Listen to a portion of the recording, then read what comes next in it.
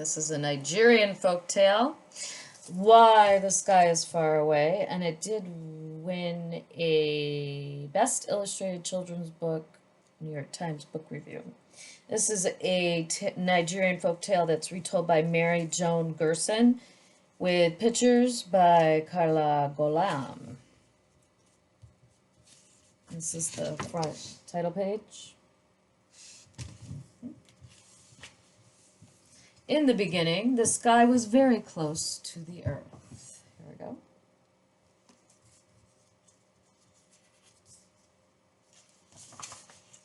In that time, men and women did not have to sow crops and harvest them. They did not have to prepare soup and cook rice. The children did not have to carry water from the stream or gather sticks for the fire. Anybody who was hungry just reached up and took a piece of sky and ate it. It was delicious, too. Sometimes the sky tasted like meat stew, sometimes like roasted corn, and sometimes like ripe pineapple. There was very little work to do, so people spent their time weaving beautiful cloth, carving handsome statues, and retelling tales of adventures. And there were always festivals to prepare for. The musicians practiced, the mask makers carved their masks in secret, and everywhere the children watched the preparations and wondered. Now that would be so much easier for me than having to cook. And here's another, just the beautiful illustrations. You can see why it won Best Illustrated Book of the Year. The king of the land was called the Oba, and his court was magnificent at the royal palace. Oh, this is where you have to stop when there's a period. And his court was magnificent. At the royal palace was a team of servants whose only work was to cut and shape the sky for ceremonies. Okay, so somebody was doing some preparation.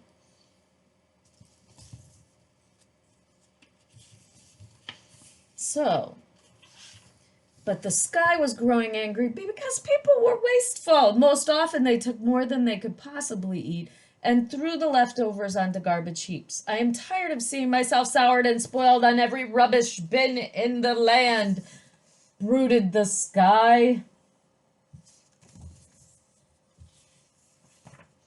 So, one morning at sunrise, the sky turned very dark. Thick black clouds gathered over the Oba's palace, and a great voice boomed from above. "Oba, mighty one, your people have wasted my gifts.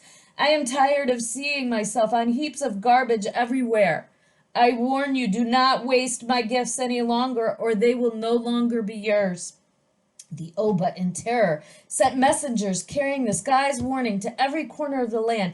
In every village, people were told about the sky's unhappiness.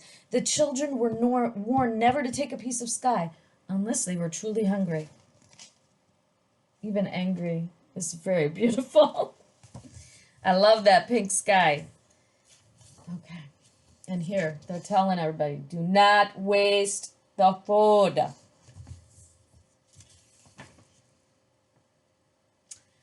People were very, very careful. That is for a while. Then the time arrived for the greatest festival of the year. It was the festival that celebrated the power of the Oba. The most important palace dancers performed all through the night, and the Oba himself in ceremonial robes danced for his subjects. By the 5th day, there was rejoicing in every home and on every street. The Oba knew, though, that with the dancing and merriment, people might forget the sky's warning. So he made sure no one took more sky than he or she absolutely needed.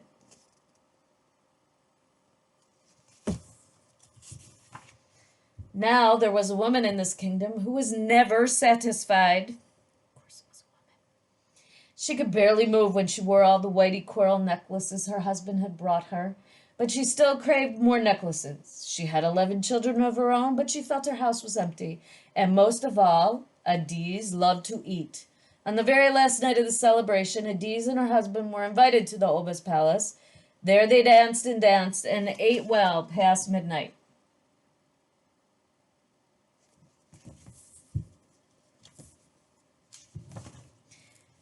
What an evening it was, Adiz thought later, standing in her own garden again. How I wish I could relive tonight.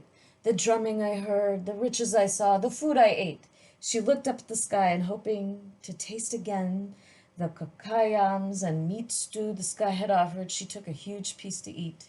She had only finished 1/3 of it when she could swallow no more.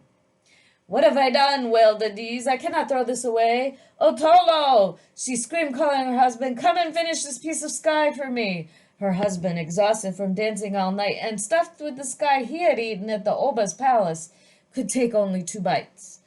"Wake the children!" screamed Adise. Now the children had spent all night at a masquerade and party after their dinner, and most of them were still too full to even nibble at their mother's piece of sky.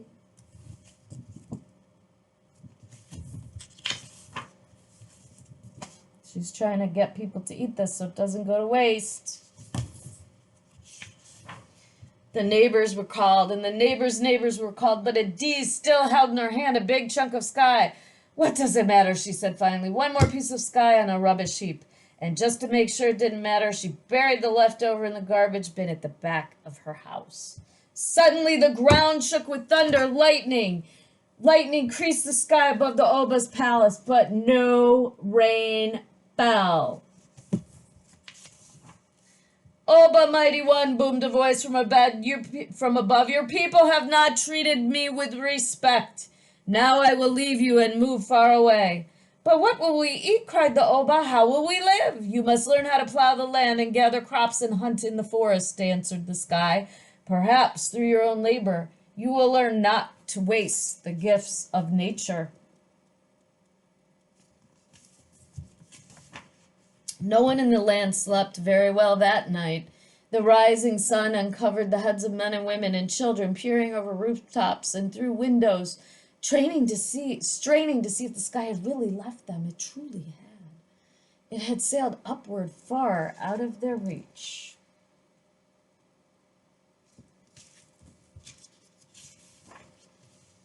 From that day onward, men and women and children had to grow their own food.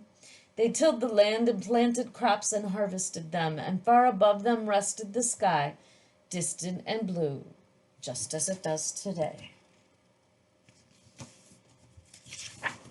The story is at least 500 years old. It was first told in Bini, the language of the Bini tribe of Nigeria, which has existed for more than 800 years. The Bini people live today along with many other tribes in what is now the country of Nigeria. How interesting it is that the Bini people long ago began teaching their children to respect the earth and sky. Today we are very concerned about caring for a planet. We now see, as the wise Bini did then, that the future of nature and its gifts rests in our own hands. And that is why the sky is far away.